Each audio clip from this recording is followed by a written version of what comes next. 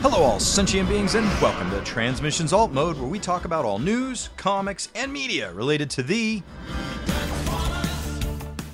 On this episode of Transmissions Alt Mode, we review IDW's Transformers Lost Light issue... Are you fucking serious? Again?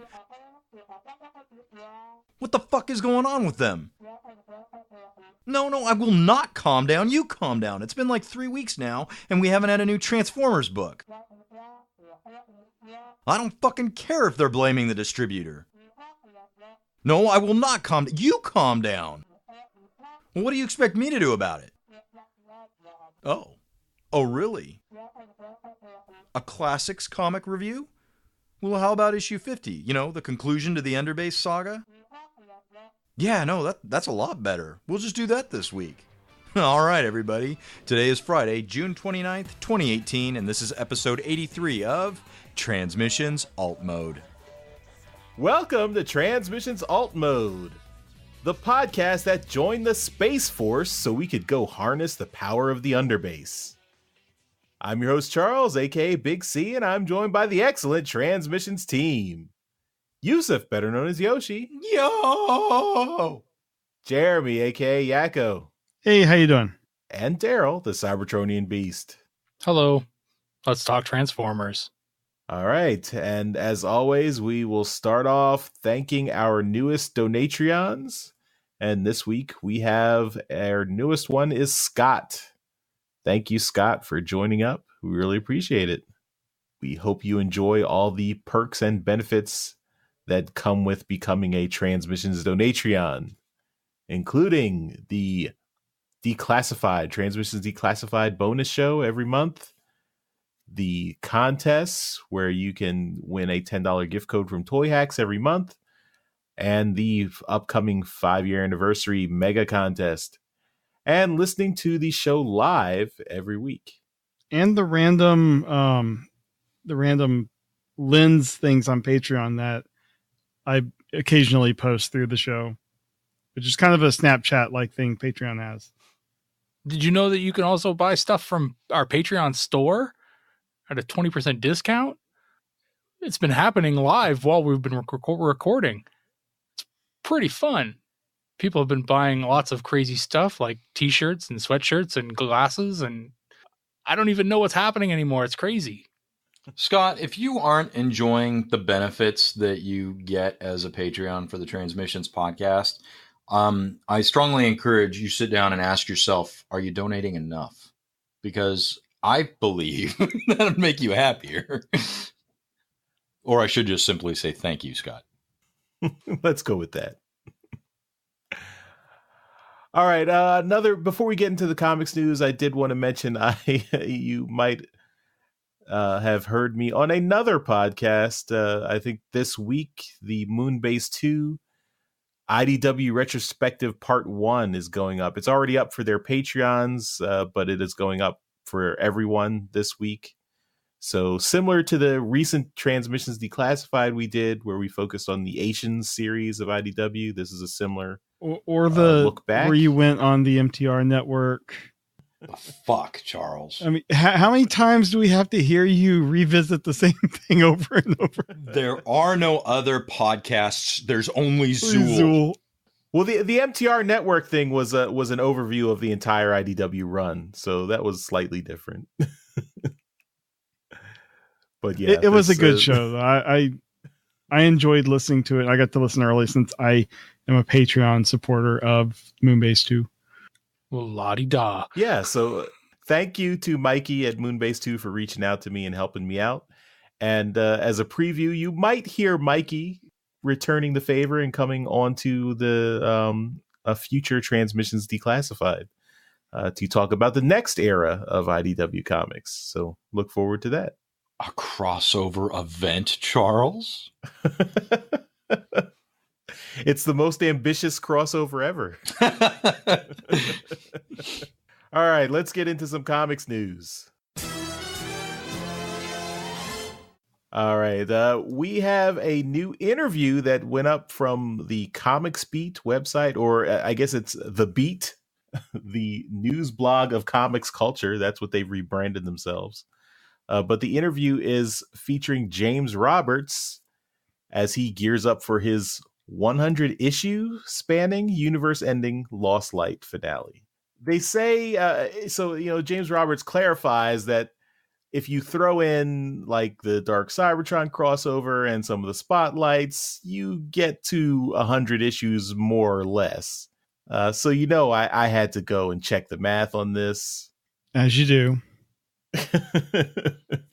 And by my count, it looks like it's up to 98.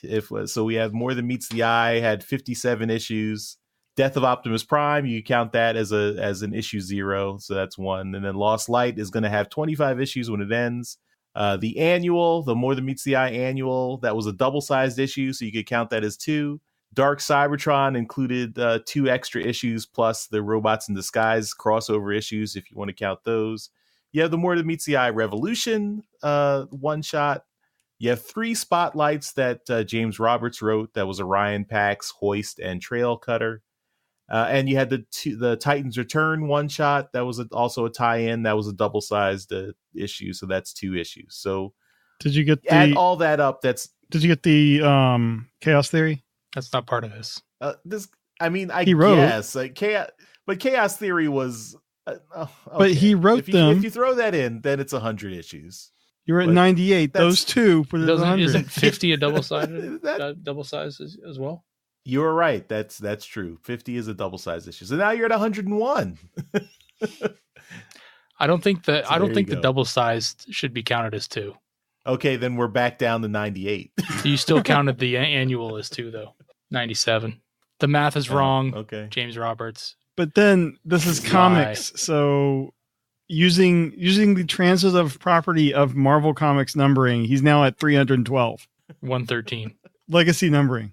But anyway, it is a good interview. You should check it out. It's James Roberts talking about the journey and getting close to the end. So it's a good interview. Hope you enjoy it. The other bit of news since Yoshi wasn't here last week, I did want to get your thoughts on the announcement of the Trek versus Transformers crossover announcement. So we talked about this last week, but Yoshi, what were your thoughts? Well, real quickly, I was encouraged by the first image I saw, which was Optimus Prime running with the crew of the original Enterprise, and it was classic cartoon G1 Optimus Prime, and I was like, fucking A, sweet, a G1 story, even though it's a crossover that would never happen. I'm all for this. I want to do it.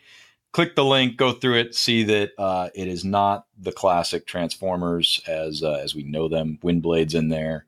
I pretty much lost it at that news. So now I'm expecting to see Voyager crew in this crossover as well. I do like that with one. the addition of but wait, Yoshi, wait a minute. It's one character. Everything else is in the G1 style. It's one character added. I see an image of the arc here, the classic G1 arc from the cartoon. I mean, this was. I have a feeling, and I'm happy to be wrong, but somebody needs to prove me on it. But I have a feeling the original pitch was original Star Trek crew with the original G1 guys. And at some point in there, Hasbro said, fuck you, no. I imagine that's what happened. You don't remember seeing Windblade in the G1 series? Well, you must have missed her, because she was obviously there. What color is the sky? Bumblebee's a VW bug. You fucking laid this out for my review, my thoughts on it. I'm giving it to you. Now you guys are giving me shit. You knew I was going to fucking do this. Now that one cover B, C, D, whatever the fuck that cover is, I am going to get that. I think that is a beautiful cover. And because I will have that, and because we do the podcast that we do, we will review the books. But no, I'm not jumping on going crazy with this, because this is not right. You're going to have the original crew of the Enterprise, but you can't get down to the core members of the original G1 Transformers. No, this has got fucked up written all over it. But it's not the original crew of the Enterprise. It's characters from the cartoon who are not on the show, who are not on the original series. What do you mean? Look at the cat lady. She was not in the original. No, but she was in the cartoon. I'm just saying she wasn't in the original All right, show. okay. You are now picking up on my biggest weakness, which is I'm not being very specific in saying the animated Star Trek crew. God damn. 2 doctorates, and he can't figure out what I'm saying. Always with this fucking guy. I love you, Charles. You need to be more specific. Clearly. So, yeah, that's what I have to say. It's unfortunate. Here was a chance at IDW getting my money for every possible cover that came out, and they fucking blew it. I'm sure they're disappointed. I'm quite honestly don't think they give a fuck. But if they ever want money and the money from people like me, they need to start listening. And it's possible, like I said, this was a mandate of Hasbro, in which case, fuck Hasbro. I don't know how many people there are like you, Yoshi. If you side with me, dear listeners, please send an email to Daryl at transmissionspodcast.com. I don't want any part of this. You don't have to check it. We'll check it. No, right. DJ Ronan in our Patreon chat. We all can't be perfect. Oh, never mind. I lost the context of that. My brain just farted. Go, Charles. Well, I'm going to throw it back to you, Yoshi, because it's time for our classic comic That's review. It. Have somebody pissed off read a comic review. This is just great. He got you all fired up. Yeah. Now I'm going to read like a 3-year-old here. Rage reading is never good, kids. To continue my rant, thanks to the geniuses at IDW, we're now reading a Transformers Marvel book about 30 years old. Transformers issue 50. This is the end. This is the final chapter of the Underbase Saga, for those of you following along at home. Let's talk about the cover, kids. Starscream is rage reading. Don't do it. Starscream is front and center, floating in space above Earth, aglow with energy, and has several Transformers around him writhing in pain. Just above our villain is written Starscream's Triumph, and to the right corner of the comic, upper right corner of the comic, in a sideways banner, it reads Giant 50th Issue. So this issue is about double the size of a normal comic at the time. There are chapters in it because it's so awesome and long. But starting with Daryl, what do you think of this cover? Would you buy it? But I'm not a fan of it. It's far too busy. I mean, there's an insane amount of detail on it, and that's fine. It's too much detail on Starscream. I mean, I know how important this book is to the story. You know, the 3-parter, 4-parter that we're talking about. But this is not my favorite cover. I really don't like it. All right. Jeremy, how much do you love this cover? I'd say next to Starscream becoming like a floating ball of energy, this is probably the worst he's ever looked. But I mean, this is an iconic cover. I guess if his face looked anything like Starscream, it would have been better. I could deal with all the other detail and stuff on it. It's just that face, and it's just horrible. Fair enough. Charles, now this is your favorite Transformers cover of all time, is it not? Not. No, I have the same complaints. That face is pretty horrendous. It looks like almost like Skeletor instead of Starscream. I don't know why they Jose I don't know why Jose Delbo chose to render his face that way. I mean, he does it a couple times in the comic too. It's like, why did you turn Starscream into like this skull-headed guy? But yeah, if anything, just not great. Square off the head instead of making it round. And the dots. I hate the Jose Delbo eye dots. I don't like that either. There's an image in there where Optimus Prime on one panel has the dots, and I probably stopped and stared at it for 20 minutes yesterday when I was rereading this. I'm gonna go ahead and interject here. No, this is not a good cover. There's a lot of elements in here that have potential. Jose Delbo is a great artist, just maybe not when it comes to Transformers. I would agree to that. There's a part in the book, and I may mention it when we're done the review, but his art stands out in a couple panels, but it's not a Transformers panel. And he's done work for I think he's done Batman, he's done Batgirl, he's done Wonder Woman. He did what the fuck was that NFL comic, Daryl? Super Pro? Pro Star or Super Pro? One of those. I think things. It was Super Pro. Super Pro. he's he's got good looking work out there. It's just I don't know that I would put his Transformers work on a resume of his best work. With that said, everybody's got their physical copies, right? We can jump into this. Yep. Physically on my monitor. Jesus Christ. 30-year-old book. We should all have a copy of it. We do. They're all packed away. Right. I pulled mine out. It's an archival grade something or other. All right. Let's go. So we start off, Buster Witwicky lays freezing on a land of snow when the aerial bots arrive. They were alerted by a beacon Buster activated. The bots radio back to the Ark for backup, and it is not long when the Autobots arrive in full force. At this time, Spike is brought back together with his brother. Though Buster is close to death from exposure, Spike has Buster placed within a heated unit inside the body cavity of Fortress Maximus's chest. The Autobots are then caught off guard by a full-scale Decepticon attack. The battle that breaks out between the two factions is painful to watch and only comes to an end when Ratbat discovers Buster within Fortress Maximus's chest, and Buster explains how this battle is merely a diversion set up by Starscream. Buster says Starscream told him what he was doing just before leaving Earth. This makes Ratbat put his anger on hold with the Autobots until this much larger problem can be addressed. The two sides start an uneasy truce and head for space to hunt down Starscream. Starscream, who is now in the middle of deep space, leaves his ship to bathe in the knowledge of the Underbase's light. Starscream is only exposed to the light for moments, maybe even just seconds, before he is blasted away from the Underbase by Optimus Prime. However, Starscream's limited exposure to the Underbase is enough to render him super powerful, and he is able to wield the starship he stole and toss it straight through the attacking island ship that the Autobots and the Decepticons used, the crew of which are left floating aimlessly through space. Starscream leaves to head to Earth and conquer it, but before leaving, he announces to the Transformers the cities he plans to assault first. Optimus Prime has a plan B waiting up his sleeve. He summons the Ark to rescue all the Transformers and hightails it back to Earth. They beat Starscream to the planet as groups of Transformers begin splitting into teams to occupy the locations Starscream said he would be attacking. The kink in this plan is that Optimus Prime makes the announcement that he will be staying on board the Ark rather than to take on Starscream with the rest of the Transformers. The Decepticons see this as a sign of cowardice as they head towards Earth. The Autobots and Decepticon teams on Earth attack Starscream.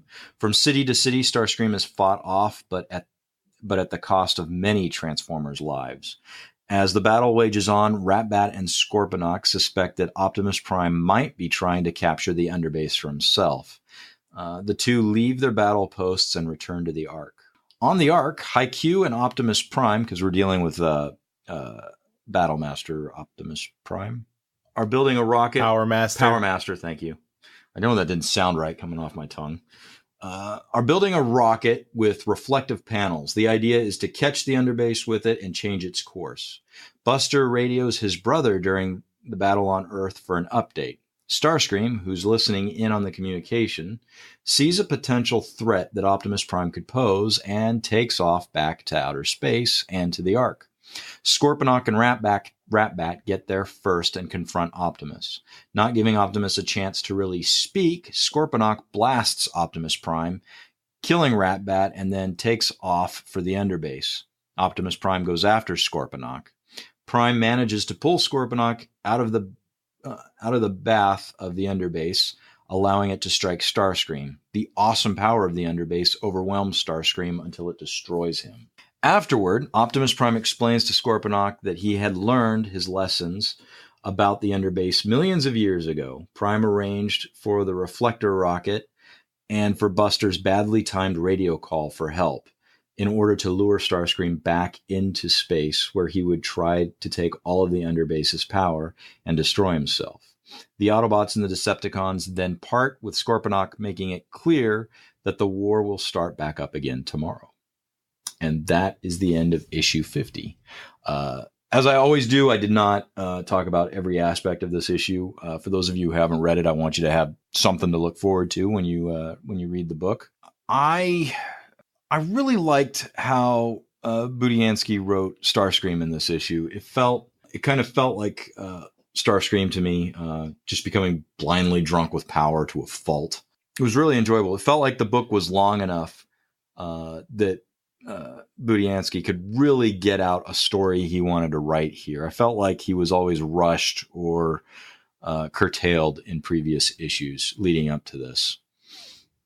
So the extra pages, I think, worked to his benefit. I enjoyed it. It wasn't like a slog for me to read through. I found it to be a page turner, and even upon this umpteenth reading of it, I dug it.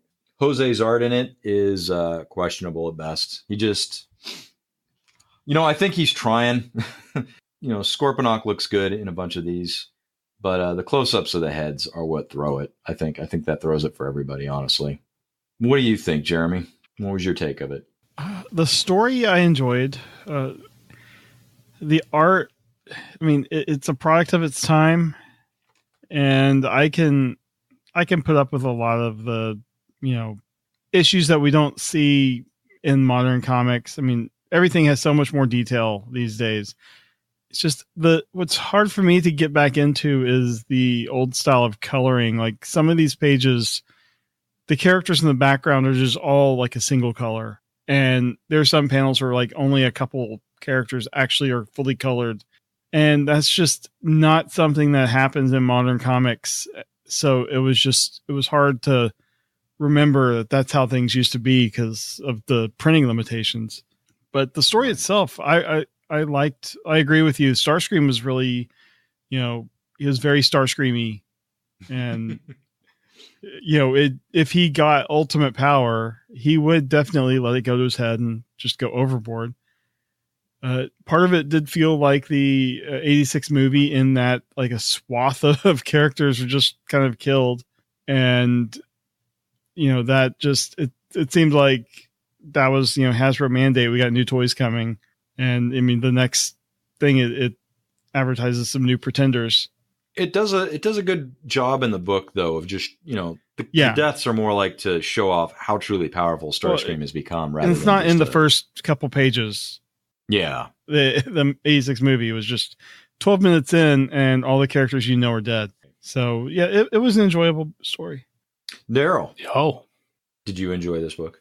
No, not really. I mean, the art, we've discussed the art a bit. It's not great. There's a couple parts where Starscream's face is just, it's not good. What I was talking about earlier, Double knows how to draw like vehicles and people very well. It's when you got to kind of combine those into a robot where he has some trouble, and that shows in every instance. I had problems with the story. The pacing seemed to be a big problem. At the start of the book, Starscream's already gone. He's on his way to the Underbase. The Autobots and the Decepticons start fighting, and then they stop. They agree they need to work together to take care of Starscream, and then all of a sudden they've fucking caught him. How the hell did they catch him? I don't and they do it twice in the same book. They catch up to this guy, and actually on the way back, they fucking pass him to get back to Earth before him. That's just a little far-fetched. As far as pacing goes, at the time in which they do catch him the first time, Optimus shoots him out of the space, and they spend half the page congratulating Optimus for his shot. Like, okay, let's go move the story along here. Yeah, good shot, Optimus. All right, yeah, let's go. The art is a product of its time, and that can be forgiven. But writing's writing. It should be fairly consistent. And I guess this is Budiansky's, and his writing does suffer because of Hasbro's mandate at the time to get rid of the characters.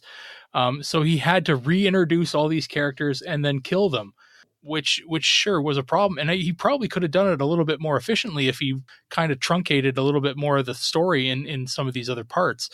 I did. Some of the deaths were a little hard to read as deaths. You didn't know if they were, dead at the time, because they're like they just got zapped, and I guess they're dead now. You didn't see any kind of like smoking. You didn't see them explode or anything like that. So if this book were drawn today, it'd translate a lot better. The story itself of the Underbase is a decent enough story. I do find it was a hard story to get into because of so many things that were kind of in its way. Yeah, I think it could be rewritten and redrawn to be a little bit more condensed and focused. But all in all, it's a decent story for its time. It was $1.50. Charles? So it was much more expensive than the regular issue. It was way more pages. What was the regular price? 75 cents? I believe so. So- Maybe it was $1 at this time. I don't know. Yeah, so this is something that holds a very special place in my heart. This is, for nostalgia. This is, when I was getting right into collecting comics regularly, and I started with the Underbase story arc, and this conclusion here was a big deal. But yeah, going back and looking at it now, it does feel a little clunky. I mean, the exposition and the narration is very like 80s comics-esque. And then I know that was the style at the time, but yeah, it's a little clunky. Also, I mean, I think I even put this comment on your blog when you reviewed this on your blog on the YoshiCast now, that the story feels kind of pointless to me, because if the Autobots and Decepticons had never left Earth, all the problems would have been solved. Starscream would have absorbed the Underbase and he would have exploded, and that would have been it. And everything they did in this issue was pointless. All the deaths were pointless because they should have just let Starscream get the Underbase. So that kind of undercuts the entire narrative. But yeah, I mean, it's still a fun ride. But when it's similar to when you think about Raiders of the Lost Ark. It's a similar thing. If Indy had not interfered with the Nazis, and the Nazis had gotten the Ark, they would have opened it and they would have all died, and that would have been the end. Spoilers. Which did happen. But Indy has no effect on the end result of the Nazis all destroying themselves. And it gave me a similar feeling with this story. Like the Autobots, all the struggle and effort, the Autobots and Decepticons, all the dead bots that are left in the wake really have no effect on the end result of Starscream getting the Underbase and destroying himself. I did like one. So, I mean, we did criticize Delbo's art a bit here, but I do like there's a couple of panels where they show Starscream absorbing the Underbase. I'm thinking like the first time he gets it. I think that's a really cool effect, the way it's drawn there, like the golden light bathing Starscream. And I think it's like one or two. It happens a couple of times in this issue, and I just really like that effect there. But yeah, it's a little rough. R.I.P. Both Decepticon ships. So the Decepticons are basically homeless at the end of this story. They still got their base in the iceberg. No, that was the ship. It was, that right, was the island ship. That's true. I wanted to make one last comment here.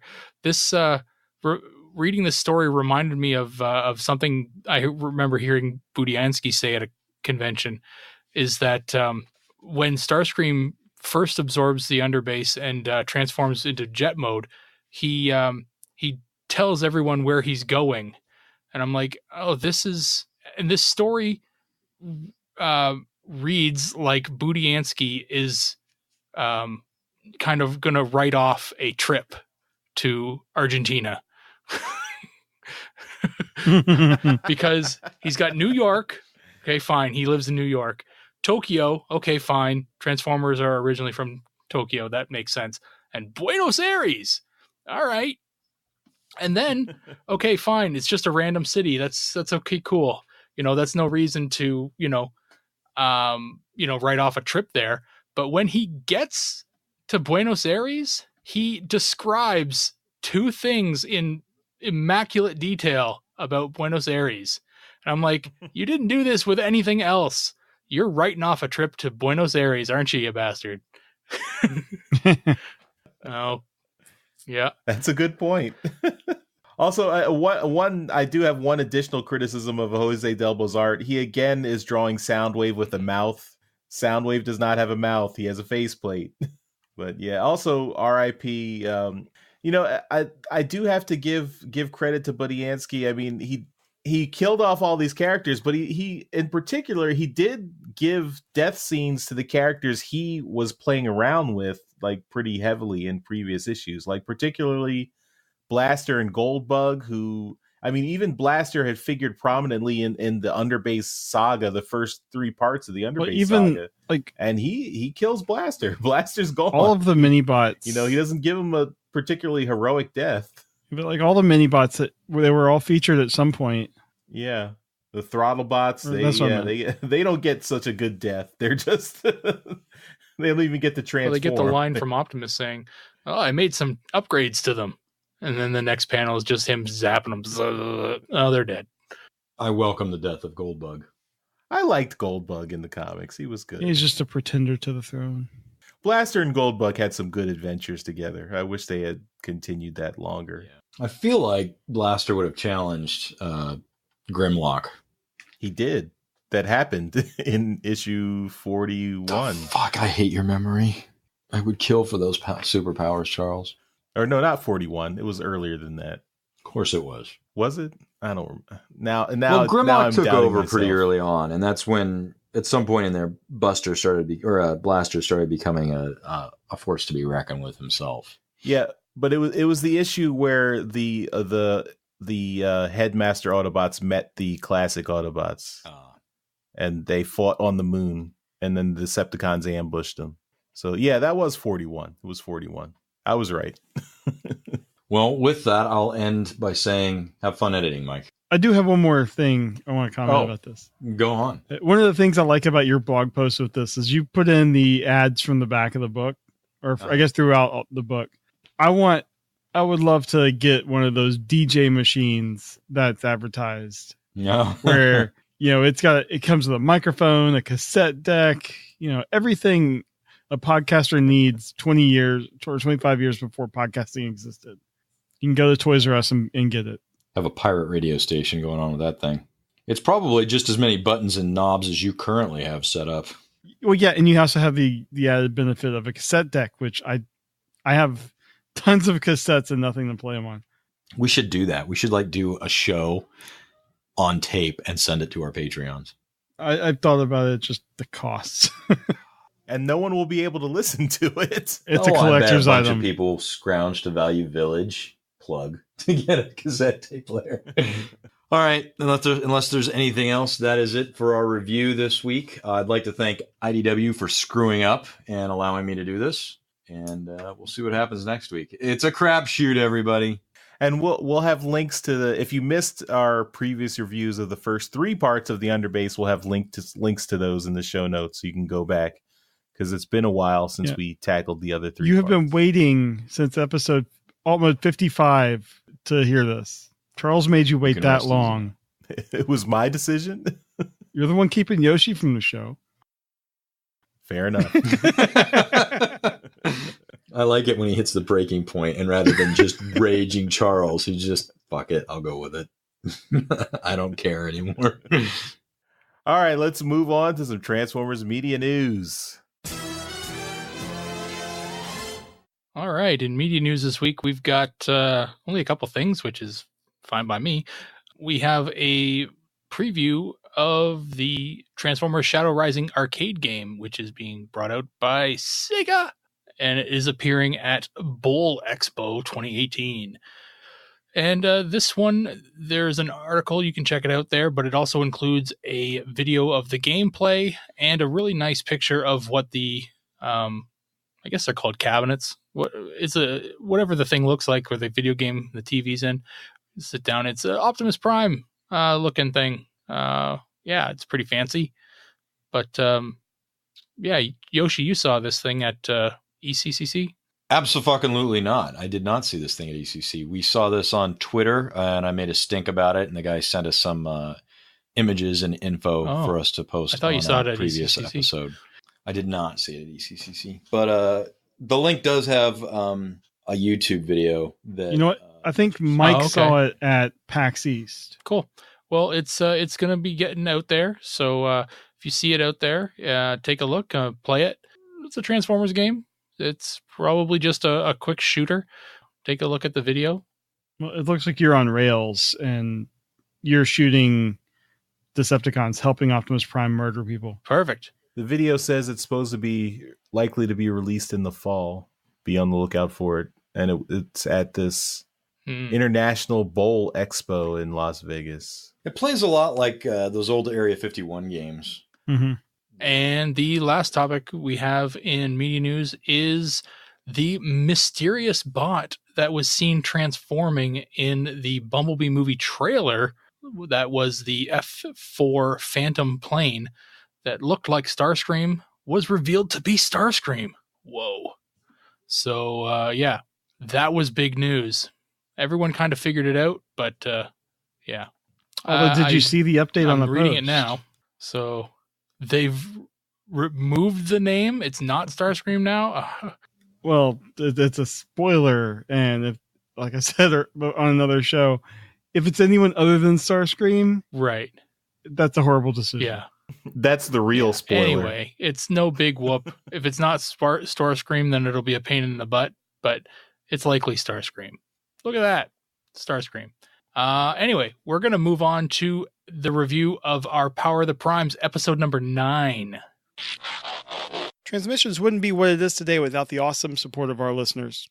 If you'd like to support our shows and enjoy the exclusive benefits that our donors get, please visit transmissionspodcast.com/support.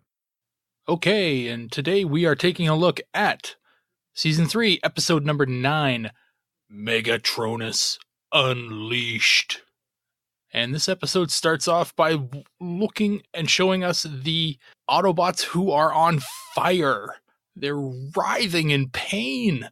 It's so sad and so terrible to look at. But then we get a good look at Rodimus Unicronus and his stash of death.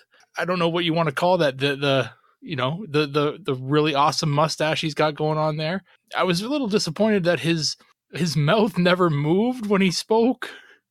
I mean, the mouth sync has been an issue with the show, but sure, it's gotten better as the show's gone on, but they didn't even try here. It's actually a faceplate that just looks like a mustache. Well, the whole face looked more kind of, it looked a little different. Like it wasn't curved anymore. It was more kind of polygons. Mm-hmm. Yeah. At one point when when Megatronus is coming to the realization that it's Unicron in the body of Rodimus there, the camera's just constantly zooming on their faces. And I thought it was just going to bump into them at one point. I thought that would be kind of funny, but it stops. But it gets absurdly close at one point. We then get a really funny line from Megatron, like something along the lines of, "I see you guys have some history and you have something to work out here. I'm gonna leave." It was kind of funny. The fire around the Autobots goes out on its own, as it does. All fires go out on their own eventually, and thus begins a battle that rages for almost the entirety of the episode. The characters just are blasting at each other, trying to take down Megatronus, and that's essentially the gist of the episode here, except about 3/4 of the way through when Optimus Primal decides they've got to take apart this rig that he's built to bring Solus Prime back, and one particular component has been calling to him, and it's the Matrix of Leadership, and he goes to grab it as Windblade and Grimlock are also attempting to destroy the rest of the rig and bring everything else down. They do succeed in bringing everything else, taking it apart. Primal maintains his grip on the Matrix of Leadership. We get a little bit of a 86 movie flashback where it looks like a little hot rod to Rodimus Prime kind of change, but he doesn't change into da, da, da, da. You got the touch. Da, da, it did give you that vibe, didn't it? You got the power. So Sorry. so Optimus Primal changes into Optimal Optimus. He looks good. The character model that they have for him here is really good. And I mean, he's absurdly powerful. Jeremy, what did you think of Primal's Optimal Optimus's introduction here? Because I mean, you're the Beast Wars guy. I liked it. I mean, I've hated the name Optimal Optimus since Beast Wars, so I won't hold that against the show. But the model, like you said, it looks really good. And I like that he actually, they put maximal symbols on him, which I know the toy has too. But, you know, there's no in-universe reason to have maximal symbols. Right. I mean, I'm sure we're not going to get any explanation, but I like them. You know, it's a nice touch. You know, the music totally didn't fit the scene of getting the Matrix and stuff. I mean, you know, like you guys mentioned, it should have been something a little bit more kind of inspirational, even with the style of music that they've had throughout the entire show has been very kind of techno generic, but it just seems like something like that. The music adds a lot to something that you're watching, and it should have been a little bit more something's happening here, you should pay attention type. But Optimal Optimus himself, I liked him.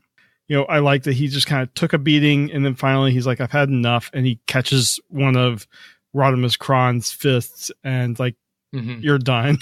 He at one point shoots. I mean, Rodimus Kron was the small one. I'm going to call this Rodimus Unicronus, just because he's the beefed up version. But he at one point shoots him, so hard that he shoots through the building they're in into the sky.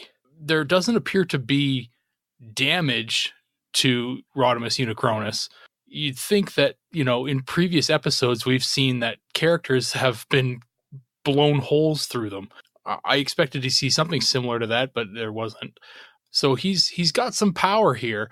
Charles, Optimal Optimus is he emerges. We kind of we lose sight of where Megatronus has gone, because Rodimus Unicronus kind of he's after the Matrix. He wants to destroy the Matrix. That's the whole point of why he's here. But now it's inside Optimal Optimus. So what's the story with Megatronus? What's his point now? Does he have anything to do? Weren't Grimlock and Windblade trying to keep Megatronus busy, like get the other artifacts away from him, just to keep him out of the picture? I like that last scene where you see Grimlock and Windblade in their like epic pose, jumping up in the air, about to pounce on Megatronus. Right, I guess so. But yeah, you don't. After that, you don't see what's happening with those guys. Maybe that'll be picked up in the next episode. But I guess Megatronus's plan has failed, because Solus Prime can't be revived without all three artifacts. So I guess he's just super pissed now. Sorry, Megatronus. What did you think of the Optimal Optimus moments there? I thought it was fine. I mean, the only thing that was bothering me and was a little distracting was the whole like cutting the screen up into little pieces. Like I know this is basically to save on the animation, but give us a full screen shot of Optimus Primal turning into Optimal Optimus. I don't need half the screen to see Perceptor just staring blankly while Optimal Optimus is changing. I mean, that just seemed a little weird. I mean, but it was fine. Don't pay attention to any of the background characters at all in this episode. Yeah. Because it's just like they were animated because they were still in the room and needed something to do. Focus on the main characters and you should be okay. I did like Megatron, like basically coming up to Perceptor and like, oh, geez, another Prime. Come on. Another sanctimonious Prime. Yeah. I mean, I guess just Perceptor's the nearest bot next to him, but I don't think Perceptor would be sympathetic to Megatron there. But he's like Megatron's all like putting his hand on his shoulder, like, yeah, my buddy Perceptor, he'll sympathize with my dislike for another Prime. Like, not exactly. You're not best buds, and just because you've been working together for a little while. So this is my kind of episode. I mean, sure, it's still Machinima. It's been getting better, but this is a battle. This entire episode was a fight, and that's kind of thing that I generally like. I believe we've got one more episode. I think it's only 9, or sorry, it's only 10 episodes for this season. I believe so. Yeah. Any thoughts, any theories on how they're going to wrap this up? Somehow Optimal Optimus opens up Rodimus's chest and gets the Unicron essence out and destroys it or something, and Rodimus is back to being Hot Rod and happy ending. And the Requiem blaster is used on Megatronus. Mm-hmm. Yeah. Okay. It's so I think the episode where we had Overlord at the Overlord Megatron fight from, I guess that was 2 episodes ago. I think that was the climax. That was the high point. These last 2 episodes have been fine. I think still that episode was the best one of the series.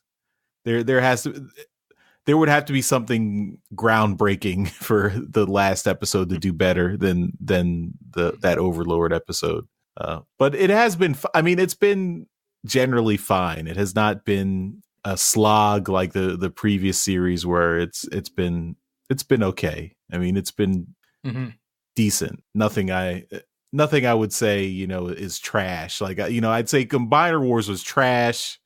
Titan's Return was recyclables, and this is, this is okay. It's a solid 5 out of 10. Yeah, exactly. When you're going from like -3 and a 2. Mm-hmm. Yeah, I would feel pretty much the same. I haven't been looking forward to these episodes coming out. Frankly, I forget about them until the Twitter posts pop up and be like, oh, a new episode of this thing. Is like, oh shit, now it means I got to record tonight. but I'm like, so when I watch it, I'm like, oh yeah, okay, cool. That's neat. All right, well done. I find the format to be too short. I mean, I think the Combiner Wars stories started they were 5-minute segments, right? Or around there. Yeah. And that was really short. Now they're doing better with this 10-minute-ish segment with getting a good chunk of story in there. The pacing has been a lot better in this series. I just think that I've had my old brain can't grasp anything less than a 22-minute show. So it's hard for me to get to get my nose wrapped around these small short shows. I don't know. Are you guys finding these okay? These small shows? I'm finding them okay. I mean, it's just the way things are going, and as I've mentioned like numerous times before, the CW has done short animated things to tie into the Arrowverse like DC shows. Like they have a Constantine one out now, and they're shorter episodes, and they've worked well. And I just, as long as each episode you watch has a beginning, middle, and an end, I'm fine with it. Some of the previous ones here have been like, something's about to happen and the end of the show. And I'm like, there's no satisfaction in that. At least in this, whatever happened at the start, you have some level of satisfaction at the end of that episode. And then you're looking forward to seeing what the resolution in the future. So they're doing a lot better with that. Yeah, I mean, this episode, they resolved the existential threat to the Transformers. So Solus Prime is not getting revived. All the Transformers are not going to be killed. And now we have to just deal with how do we stop the 2 villains that are still alive. And so, Optimal Optimus has his battle with Rodimus Unicronus, and then we got to do something with Megatronus. And yeah, maybe the Requiem blaster gets fired again, and that's the end of Megatronus. Or maybe not. Maybe they'll do something different. I don't know. I think they already shot their load with the Requiem blaster in that previous episode. How about this? The Requiem blaster is fired through both Megatronus and Rodimus Unicronus, and that reverts Rodimus back in the Hot Rod. Maybe. Although it vaporized Overlord, I don't know if it would. There'd be much left of Hot Rod after it took him out. I'm thinking if you've ever read the Death and Return of Superman comics, like at the end when Superman is powerless, and the Eradicator kind of converts this energy blast into something that restores Superman to power. I think, like, not intending to, but Megatronus would have that effect on Rodimus. Maybe. We'll see. One more week. All right. Well, then we will shut her down for another week. Again, this has been episode 9, Megatronus Unleashed. All right. Let's finish up the show with convention news. All right. We have another announcement for TFCon Toronto. James Reyes, who has done some amazing covers that you've seen lately, and he's done lots of art previously in like Dreamwave in specific. He's going to be there. He's going to be doing commissions, selling prints, and we'll be there all weekend. We got to talk with him, I think it was last year, the year before at TFCon, and he's a great guy to talk to. He loves Star Wars. If you've seen that huge detailed thing of like all the Star Wars characters from, I think, episode 1 to episode 7, that was his work, and it was amazing. Yeah, he got a lot of press for that. But it was on the Star Wars show, which is like the official YouTube show for Star Wars. So that was awesome. And then we also have one more thing. If you are going to TFCon and you would like to go out with other listeners and Daryl and Charles, we have a forum. We're just trying to collect some information so we can contact you. We're going to be having a meetup somewhere. Details to be announced. Go to transmissionspodcast.com/TFCon meetup and just fill out the quick form. And it's not anything seedy. We're basically just looking for your email address so that if we do, end up doing something, we can get in contact with you. Yeah, it is pretty much. That's some shady shit right there. So, I mean, last time we did this, we went to see Spider-Man. And as noted on the toy show this week, it's no longer in theaters. So who knows what we'll do. Yeah, but everyone's welcome, but we might try to do something extra for the Donatreon. So like whether it's, paying, if we go to see something and there's some admission, then we pay for everyone who's a Donatreon or something like that. We'll see. All right. And that is it for convention news. All right. And that brings us to the end of the show. So thank you everyone for listening, and we'll see you next week. Bye-bye. Bye, everybody. Bye. Later. Thanks for listening to Transmissions. Remember, you can help support the show by donating to us directly via Patreon or PayPal.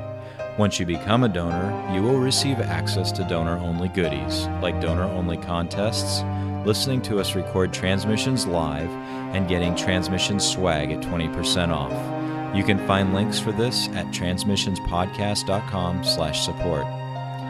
Subscribing to us on Stitcher, iTunes, and Google Play is also a great way to support us here at Transmissions. Every subscription we get helps us get better noticed on those services. Leaving us a comment and 5-star review doesn't hurt either. Be sure to come chat with us on Discord. You will find a link for Discord at transmissionspodcast.com/Discord. And of course, you can always send us an email at feedback@transmissionspodcast.com. Thank you all for listening, and we'll see you again next week.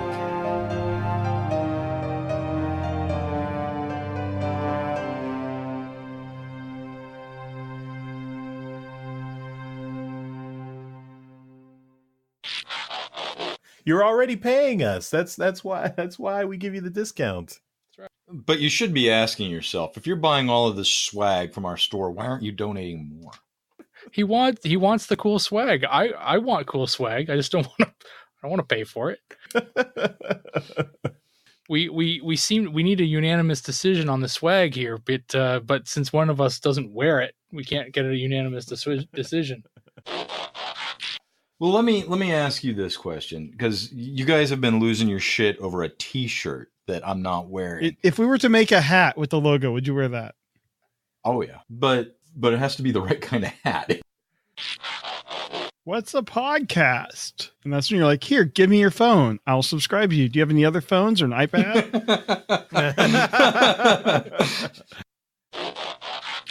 Now I'm going to read like a 3-year-old here. Rage reading is never good, kids. Are you going to throw or am I just going? Oh. Okay. I guess you could just go now. Michael, edit that in. This Michael, so silence smooth. us and edit in the transition.